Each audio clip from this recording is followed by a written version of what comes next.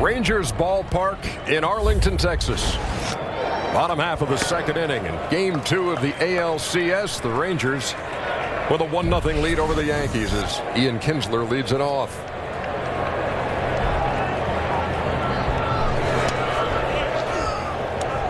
Kinsler 0 for 2 last night, walked a couple of times, and boy, one of the hot topics of conversation at pickoff at the hands of Kerry Wood,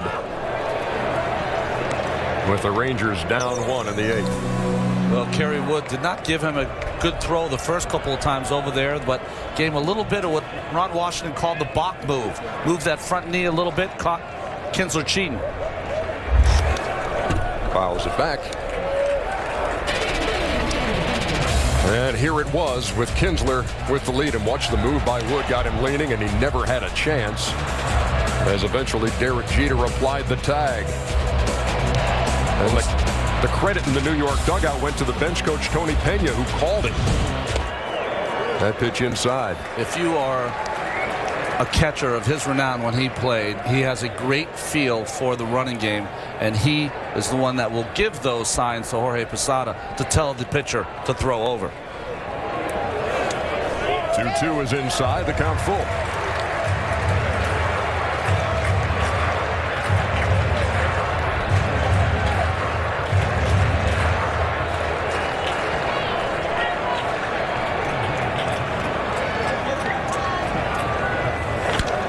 To third, Rodriguez. Across to Teixeira, 1 down. David Murphy pinch hit last night for Jeff Francoeur and then stayed in the game and played left field. He gets the start there today.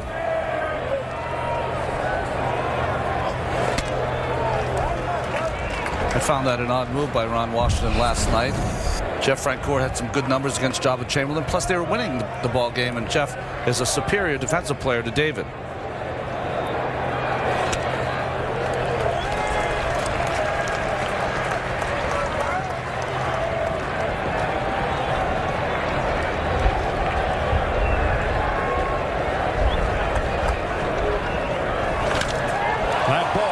A towering shot to right, back toward that wall. Swisher looks up, and it's gone.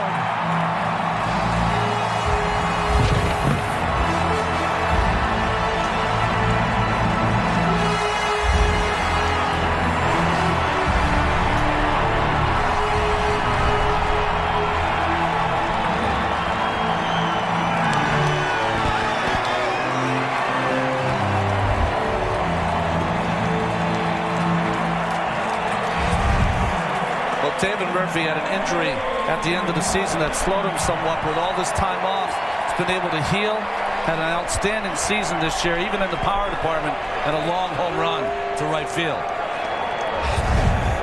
That ball crushed to right, and it's 2-0 Rangers. One of the things coming in with a quick turnaround, I really felt Ron was going to help the Rangers, was they didn't have much time to think about it. They didn't have to answer it on an off day if it had happened in game 2. Imagine just talking about it the next day in the workouts and the press.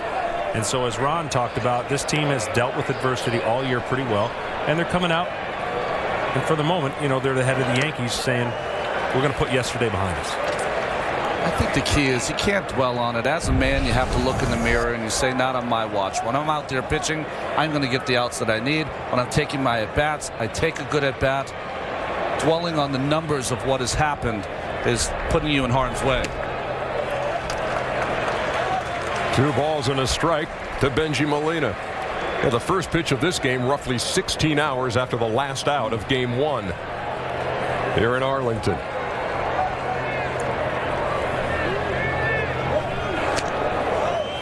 Two and two. That's that little cutter that Hughes learned last year while he was in the bullpen sitting next to Mariano Rivera. Picked that up. That has really worked well, especially when he's behind in the count 2-1, 3-1. He goes to that cutter very often. Molina hangs in, and the count remains 2-2. So once again today, Texas Rangers out of the gate quickly offensively. They led 5-0 in game 1. And then the Yankees roared back. He goes the opposite way. Swisher's got plenty of room. 2 down.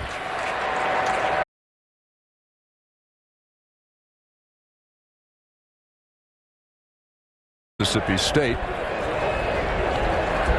And when he came to the Ranger organization, the GM John Daniels actually asked him, or brought it up with him, consider pitching. That was a couple of years ago, and he was playing in low A ball, and he had a couple of blowout games, and the manager looked around and said, who wants to pitch? As he lines this into right center for a base hit. He put his hand up and said, I'll throw. Went out there and threw about 90 to 92. The Daniels brought up the idea maybe of pitching, and he said, I believe in myself at the plate. Please give me another chance. And he has been lights out at the plate. And when you can hit, they'll find a spot for you. You usually make a good decision when you decide to leave a Mississippi State guy at first base. Yeah, exactly. C. Will Clark. C. Rafael Palmeiro.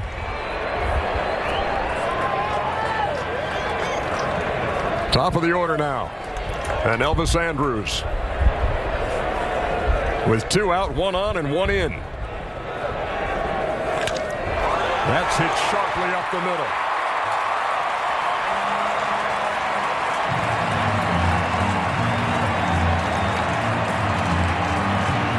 John, you said it in the open that high fastball from Hughes, so effective against the Twins, doesn't seem to be as effective here against the Rangers. No, that's one of the few hitters I've seen actually go up there, look for the first pitch, and do something with it. Andrus is not your prototypical power guy, so he stays up the middle, and he's going to get base hits. But this Texas lineup is a lot different and can do a little bit different things than Minnesota. Angel Hernandez had to be on his toes on that shot by Andrus. They're at first and second for Michael Young. Caught looking his first time.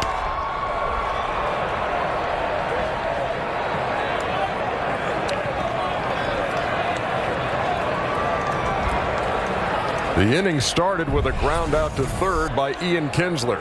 David Murphy launched to right, solo homer. Benji Molina flied out.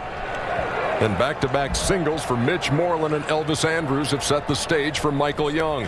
And that's down the first base line and fair. Moreland will score easily. Andrus will be held up. They're at second and third.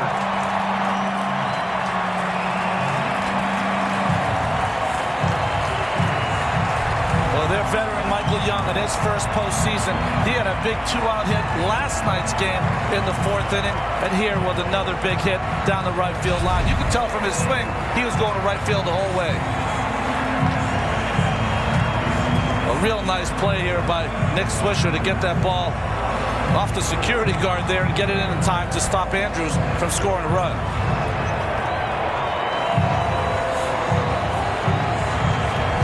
Dave Island to the mound for a meeting with Jorge Posada and Phil Hughes. So the guy who had not allowed a run in this ballpark in 3 appearances, covering 15 in a third innings, has been reached for 3, and we're in the second inning.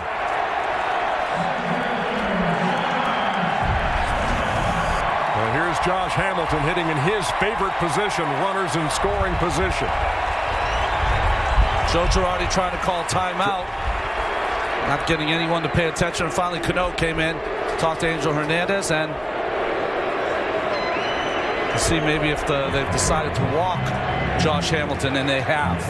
That's the play here to go against Guerrero with the bases loaded.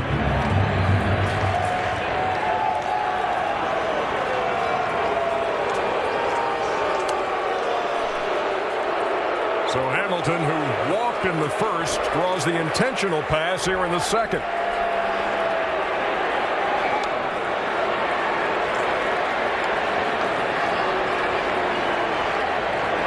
Well, John, this is the right play. You got to get Guerrero up, who didn't look very good in his first at-bat. The only problem with Guerrero, you could make your quality pitch, and he could hit it off the center field wall. Well, what's amazing about situations like this, had Michael Young only hit a single, they would have pitched to the MVP candidate. But because he went to second, and you should, you give a base open, and they're going to walk him. A lot of that went on in Barry Bonds' days when he was so good. A lot of the guys in front of him knew, stay at first. They actually wouldn't go to second, so they would pitch to Barry Bonds and give him a chance to drive in some runs.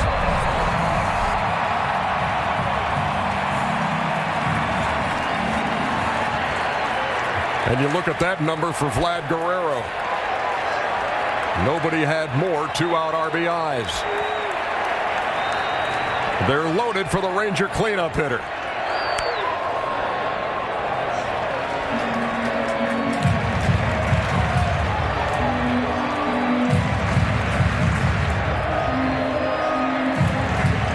Elvis Andrus at third. Michael Young at second. Josh Hamilton at first. Rangers already lead at 3-0.